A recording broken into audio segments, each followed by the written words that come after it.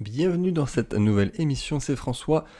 Je prends le temps d'enregistrer cette émission podcast aujourd'hui. Alors, c'est très très tendu en ce moment.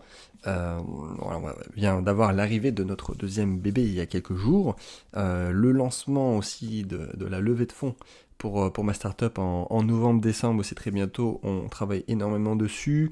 Je vais t'en dire un petit peu plus très bientôt. Alors aussi, on a eu des nouvelles personnes qui sont arrivées dans l'entreprise en septembre. Enfin bref, plein de choses à gérer en même temps. Mais voilà, on est discipliné.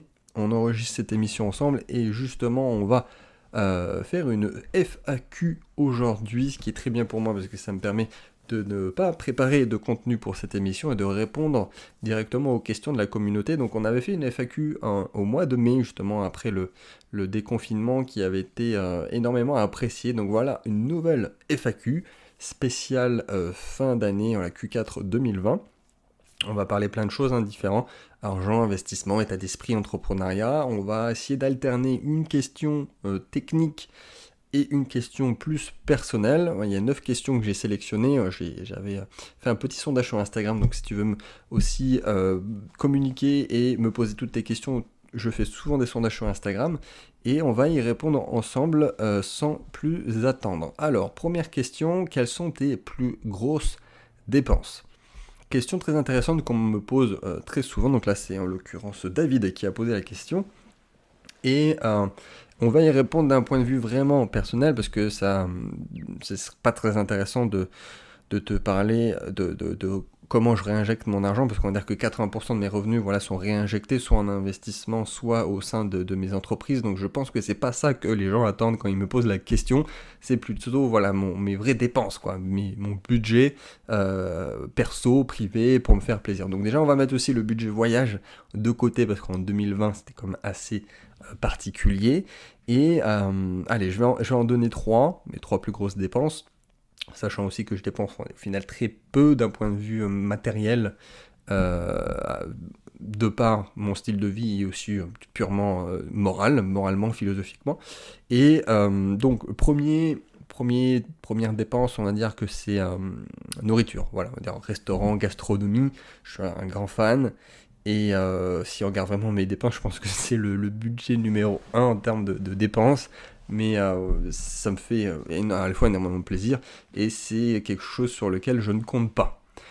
Deuxième point, là si tu me connais vraiment, mais il faut vraiment me connaître pour le savoir, ça va peut-être te faire rigoler, mais la musique, parce que je suis un très grand collectionneur, notamment de vinyles, et ce depuis très grand, je pense que ça doit faire au moins une décennie que j'ai commencé cette collection-là, et forcément j'ai un budget alloué exprès pour ces dépenses qui sont purement plaisir. Autant je suis minimaliste, autant voilà, on va dire que cette collection, de par ce qu'on en dit, la philosophie du minimalisme, si quelque chose apporte du plaisir, on le garde. Bon là, en l'occurrence, c'est exactement ça, et ça fait partie de mes dépenses les plus importantes. Et un troisième point, là aussi, je pense que ça peut te faire sourire, je dirais les plantes. Les plantes, voilà, plantes d'intérieur, j'ai aussi une belle collection. Et si on veut le faire bien, c'est un certain budget et de façon récurrente. Donc voilà, je pense que c'est le top 3 de mes vraies dépenses personnelles sur lesquelles je mets un budget et où je n'ai pas un retour sur investissement derrière. Ça, c'est, je pense, la vraie question. Mais merci pour cette question, ça me permet de mettre les choses au clair. Deuxième question de Julie. Bon, il n'y a pas que Julie qui pose cette question également, mais pourquoi le Club Templeton s'appelle le Club Templeton ? Excellente question, sur laquelle je n'ai jamais développé, mais c'est tout simplement le nom de mon investisseur préféré. Oui, j'ai un investisseur préféré, qui est Sir John Marks Templeton, donc, voilà, un investisseur, un homme d'affaires. Et alors pourquoi je l'aime bien ? C'est pour plusieurs raisons. C'est à la fois comment il a fait son argent, et de quoi il en a fait aussi. Très important. Alors, premièrement, il n'utilisait pas l'analyse technique pour ses investissements, ce qu'on appelle l'analyse technique, le trading, voilà, l'analyse chartiste, mais il préférait utiliser l'analyse fondamentale. L'analyse fondamentale où je pense que je ferai une émission sur les deux sujets-là, la comparaison entre les deux, quelque chose on va dire, sur les piliers de ce que représente un projet à chaque fois, hein, c'est-à-dire l'innovation, l'équipe, la vision. Et lui était vraiment là-dedans, et le magazine Money l'a décrit en 99 comme probablement le plus grand gestionnaire de fortune du siècle. Et ensuite, qu'est-ce qu'il a fait de son argent aussi qui me parle beaucoup, c'est qu'il a consacré la plus grande part de sa fortune à la recherche sur la science et la religion. Donc, il a créé aussi une fondation, la fondation Templeton, sur des aspects spirituels, philosophiques. Donc j'aime beaucoup ça chez lui aussi, hein, le côté très scientifique et aussi spirituel, philosophique.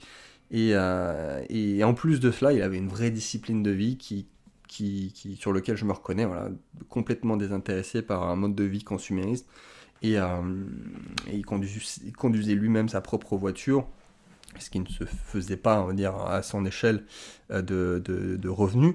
Et pour finir, voilà, j'aime beaucoup ses livres aussi. Il a écrit plein de livres sur des domaines du coup complètement différents, hein, finance, sciences, spiritualité. Je t'invite à les lire d'ailleurs. Et voilà, tout le personnage, je me retrouve en lui dans tout ce qu'il a fait. Et j'ai donné donc le nom du Club Templeton de par cet investisseur. Troisième question, quel a été le plus gros retour sur investissement que tu as déjà? Je crois que j'y ai déjà répondu, mais bref, on va faire un petit point dessus. Je développerai sur d'autres investissements, parce qu'il y a une autre question derrière sur les investissements, mais ici, là, techniquement, donc c'est la crypto-monnaie Ethereum sur laquelle j'étais rentré j'avais plusieurs paliers d'entrée, à 2 dollars, à 4 dollars. J'en ai revendu aussi par palier, pendant la bulle de 2017, là, une partie. Mais j'avais gardé une certaine proportion quand c'était à plus de 1000 dollars. Donc techniquement, c'est un fois 500, tout simplement. Et je remercierai jamais assez cette personne qui m'a incité à investir dessus il y a des années, quand j'habitais à New York.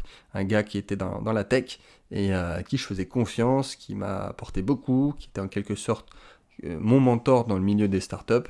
Et d'ailleurs, aujourd'hui, c'est un des experts du Club Templeton qui me donne quelques très belles recommandations pour les membres du club. Donc voilà, techniquement, c'est mon plus gros retour sur investissement. Ensuite, question aussi que je reçois souvent, mais je n'avais pas pris le temps de répondre sur la précédente FAQ, c'est combien de sources de revenus tu as? Alors là aussi, il faut mettre les choses au clair sur ce qu'on appelle une source de revenus, parce que souvent, il y a la course de c'est moi qui en ai plus, et difficile à dire en fonction de ce qu'on appelle une source. Donc pour moi, par exemple, l'immobilier, ça reste une source de revenus, surtout s'il y a une gestion qui est pareille, même si on a plusieurs appartements, il y a souvent qui me disent « Ouais, j'ai 10 appartements, du coup ça me fait 10 sources de revenus ». Alors, oui et non, alors c'est bien d'en avoir 10, c'est sûr c'est mieux que 1, mais si on fait que de la coloc sur la même ville, techniquement c'est la même source de revenus. Donc ça change pas, voilà, si t'en es 20 ou si t'en as 50, si c'est pareil, pour moi c'est une seule source de revenus. Donc pour moi il y a vraiment, on va dire, 3 grands pôles, on va dire chez moi dans ma stratégie de revenus significatifs. On va pas parler des tout petits sources de revenus, hein, pour donner un exemple tout à l'heure, mais pour moi, donc c'est l'immobilier, chose la plus classique, donc forcément je suis aussi tombé dedans, un de mes premiers investissements, donc l'immobilier. L'investissement, voilà, sur les marchés, voilà, on va appeler ça l'investissement alternatif, et les entreprises. Donc là forcément, je pense que toi, tu me connais le plus avec Richa 30 ans, FD Conseil, voilà, qui est ma présence en ligne sur l'aspect conseil, gestion, mais voilà, j'ai plusieurs fois créé des entreprises, et là j'en fais une autre, là, une startup. Donc c'est pour moi 3 grosses sources de revenus, que sont donc l'immobilier, les investissements et l'entreprise. Après voilà, je peux t'en donner d'autres, et souvent voilà, la location de voiture, ça fait parler aussi. C'est sympa, 2-3 voitures en location, 300-400 euros par voiture par mois, c'est sûr que c'est intéressant. Surtout par rapport au temps que ça demande, quasiment rien. Mais ouais, techniquement, c'est une source de revenus, c'est vrai. Mais je ne vais pas le considérer. Techniquement, j'ai jamais fait le calcul exact du nombre de sources de revenus. Question pertinente, hein, ça c'est sûr, mais à définir exactement ce qu'on appelle source de revenus. Ensuite, combien d'heures travailles-tu par semaine?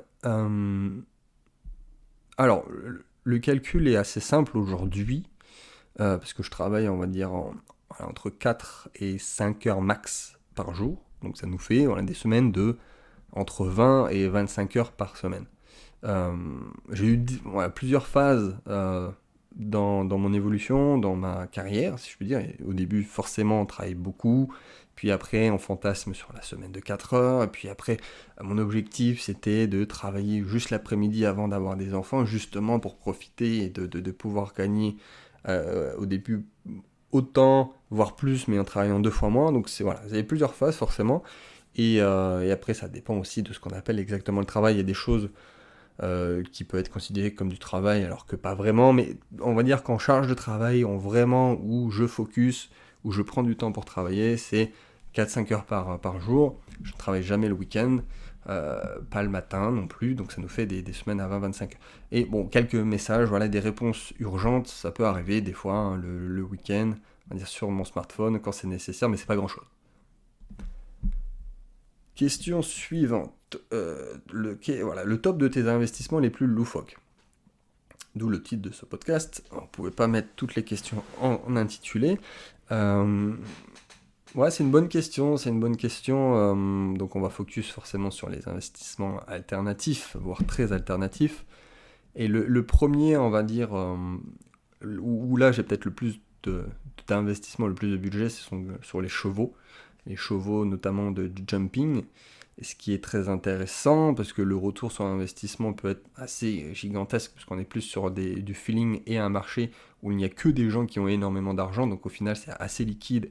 Et en plus, ce que je ne pensais pas, mais le Covid cette année a fait que c'était un peu la ruée vers l'or sur cette niche. Au final, les plus riches voulaient se précipiter pour être sûr d'avoir quelque chose. Enfin bref, et j'en ai plusieurs. Hein. Il y a plusieurs sous-niches dans ce domaine. Hein. T'as les chevaux de jumping purement qui vont concourir. Il peut y avoir des poulains, voilà, qu'on va essayer de devenir étalons pour pouvoir faire des saillies, pour pouvoir revendre les saillies. Ensuite, il peut y avoir les poulinières, donc les poulinières qui vont potentiellement pouvoir revendre tout simplement ce que représente, enfin tout simplement, on va vendre tout simplement, on va dire ce que représente commercialement le cheval. Il y a plein de choses à faire sur ce marché et on va dire mon tout premier cheval, je crois en 10 mois, par rapport au prix auquel j'avais acheté, 10 mois après, il y avait quelqu'un qui voulait me l'acheter 8 fois plus cher. Donc, toi, en 10 mois, j'avais fait x8. Alors j'ai refusé parce qu'il n'était pas à son plein potentiel, donc je l'ai toujours. Mais c'est assez loufoque. Ça sort de ce qu'on entend même dans les investissements alternatifs et même sur les gens qui font de l'équitation. Des fois, on ne comprend pas pourquoi on gagne de l'argent. Enfin, ceci dit, même dans tous les marchés. Donc c'est forcément quelque chose que j'allais citer dans cette question. Ensuite, je vais t'en donner 2 autres. L'art, forcément, là, ça fait un petit peu moins longtemps. Donc globalement des tableaux, même si je ne suis pas non plus un expert dans ce domaine. Grâce aussi indirectement au club Templeton que j'ai fondé en 2019, j'ai, on va dire, mis les bouchées doubles pour essayer d'être de plus en plus implanté dans ce milieu avec des personnes vraiment spécialisées dedans, des courtiers en art, des artistes avec lesquels on a fait des partenariats, vraiment quelque chose de très, très profond avec un vrai retour sur investissement. Et là, ce qui est intéressant en général avec les investissements alternatifs, c'est que ça représente vraiment quelque chose. Alors déjà, on est très très loin de la finance pure, donc financiarisation de l'économie où ça représente rien, c'est des chiffres. Enfin, si tu perds, tu perds. En plus, tu peux même pas te réfugier dans ce que ça représente parce que c'est du vent. Là, l'avantage, c'est que c'est vraiment quelque chose. Donc, non seulement ça fait plaisir, plaisir pour les yeux, enfin vraiment l'aspect purement artistique. Là, on est dans l'émotion et ça prend de la valeur. Alors là aussi, il faut s'y connaître. Il y a plusieurs façons de voir. Un artiste très jeune qui peut potentiellement gagner des concours et être reconnu internationalement, et là forcément ça fait exploser les prix. Ou à l'inverse, là c'est beaucoup moins éthique, mais un artiste qui est sur la fin de sa vie, qui forcément, ça fait toujours ça, hein, que ça soit un chanteur ou un artiste, enfin bref, après tout le monde s'arrache et les prix explosent aussi. Donc c'est un domaine que j'aime beaucoup et sur lequel je peux conseiller, ce qu'on a fait d'ailleurs au sein du club. Ensuite, dernier point, on va dire beaucoup moins loufoque en tant que tel, mais je vais citer donc le vin. Le vin, là aussi un domaine que j'aimerais approfondir. Bon là c'est plus à titre personnel, hein, c'est entre toi et moi. C'est-à-dire sur l'aspect œnologie, peut-être même passer des diplômes. Mais sur l'investissement, j'ai fait un investissement, je dois avoir à peu près 20 000 euros qui sont investis en vin. On est sur quelque chose d'assez intéressant d'un point de vue retour sur investissement, surtout qu'il y a certains produits qui peuvent vraiment exploser. Mais là où c'est vraiment intéressant sur le vin, c'est par rapport à l'ouverture au marché asiatique qui, euh, qui voit tous les jours des millionnaires. Ça vraiment, les très très riches explosent en Asie, forcément ils sont beaucoup en Asie, et ils veulent se positionner à la fois pour ce que ça représente, mais aussi d'un point de vue investissement, sur le vin, et notamment le vin français. Ce qui fait que la demande est plus ou moins la même, par contre, enfin la demande explose, par contre, oui, les bouteilles, on ne peut pas en refaire, surtout quand c'est des grands millésimes. Donc c'est très intéressant aussi d'un point de vue investissement, je peux te recommander ça ici, effectivement, si ça t'intéresse. Et là encore, mais j'ai envie de dire, si ça, demain c'est la fin du monde, si tout se casse la gueule, à l'inverse de beaucoup d'investissements que te conseille ton banquier ou ton gestionnaire de patrimoine traditionnel, le vin, ben moi je pourrais toujours le boire, et ça sera toujours un très très grand cru. Bon, bref. Mais j'ai pris du plaisir à répondre à cette question, merci. Ensuite, septième question, si je ne m'abuse. Quelle est la première chose que tu fais le matin quand tu te lèves? On va pas tout lire dans cette émission. Non, je regarde le cours des cryptos. Allez, voilà, ça c'est fait. Huitième question. Est-ce que l'on t'a déjà mis à l'envers dans le monde des affaires? Question de Damien. Euh, J'hésitais à prendre cette question pour y répondre, mais au final, je me suis dit, allez, c'est bien parce qu'on dit la vérité vraie ici. Alors oui, parce qu'au bout d'un moment, on peut pas avoir, bon, même si je suis encore jeune, mais on peut pas avoir une carrière sans personne qui te la met à l'envers, comme tu as dit dans la question. Alors on m'a jamais arnaqué, c'est jamais une arnaque pure et dure avec un, un montage qui a fait brûler les neurones. Non, on m'a jamais arnaqué. Mais on va dire que c'est plus voilà, des personnes qui, comment dire, qui ne sont pas alignés et qui manquent de clarté dans leur vision et forcément, à un bout d'un moment, enfin, ils peuvent plus ou moins te la mettre à l'envers. On va dire que c'est plutôt un couteau dans le dos, on va dire ça comme ça. C'est pas bien grave, tant que toi, on va dire, si ça t'arrive, je pense que c'est peut-être aussi pour ça que tu poses la question, si ça t'arrive, c'est pas bien grave. Si toi, tu es toujours aligné et que tu suis toujours ta vision, que ça ne te permet pas de sortir du droit chemin, j'ai envie de dire, c'est pas grave, et c'est souvent quelque chose qui, quelques mois après, bah, on n'y pense plus, et c'est pas grave. Je sais plus qui avait dit ça, mais si c'est quelque chose qui, dans 5 ans, n'importe pas, c'est que c'est pas une grande décision. Et au final, on se rend compte qu'il y a peu de gros problèmes dans la vie, c'est que des petits problèmes. Mais oui, c'est m'est arrivé, pas très, très, très, très souvent, hein, c'est peut-être 2 ou 3 personnes, et il y a des petits niveaux, mais oui, effectivement, sur le moment, ça fait pas plaisir, mais encore une fois, là, c'est la gestion de tes émotions et de comment tu vas réagir. D'ailleurs, le succès, en fait, c'est juste la gestion de tes émotions. C'est comment tu vas contrecarrer ça. Est-ce que tu vas rentrer de suite dans quelque chose d'une émotion négative qui, en plus de te couper l'herbe sur le pied sur ce que tu fais de base, va te faire peut-être prendre des mauvaises décisions, ou à l'inverse, est-ce que tu vas réfléchir à est-ce que vraiment c'est que ça devait se passer comme ça? Qu'est-ce que ça peut m'apporter? Est-ce que je vais apprendre des choses? Et puis, en fait, oui, c'est ça. Mais après, oui, pour répondre à la question, oui, malheureusement, oui. Et dernière question, si tu avais une règle de vie dans ta vie, business et personnelle. Euh, je décide de tout.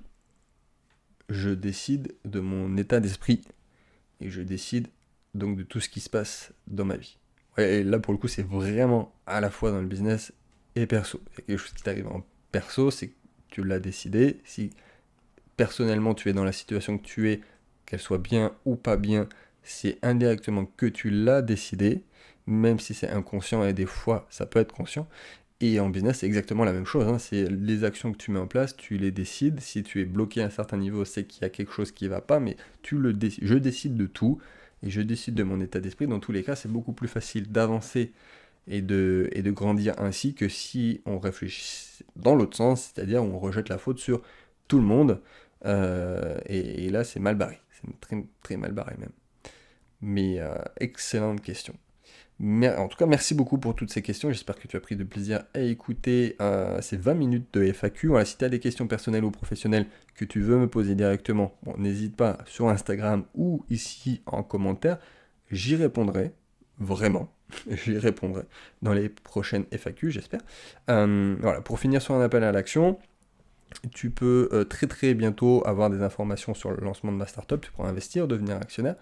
Et je crois, si je ne m'abuse, qu'il reste 8 ou 9 places sur le club Templeton. Donc autant te dire que ça a été bien plus rapide que prévu. Je voulais le remplir sur 2020, mais en tout cas, ça fait extrêmement plaisir. Alors, si tu veux que je t'aide d'une façon ou d'une autre, n'hésite pas, tu sais comment me contacter. Et je te dis à très bientôt sur une prochaine émission.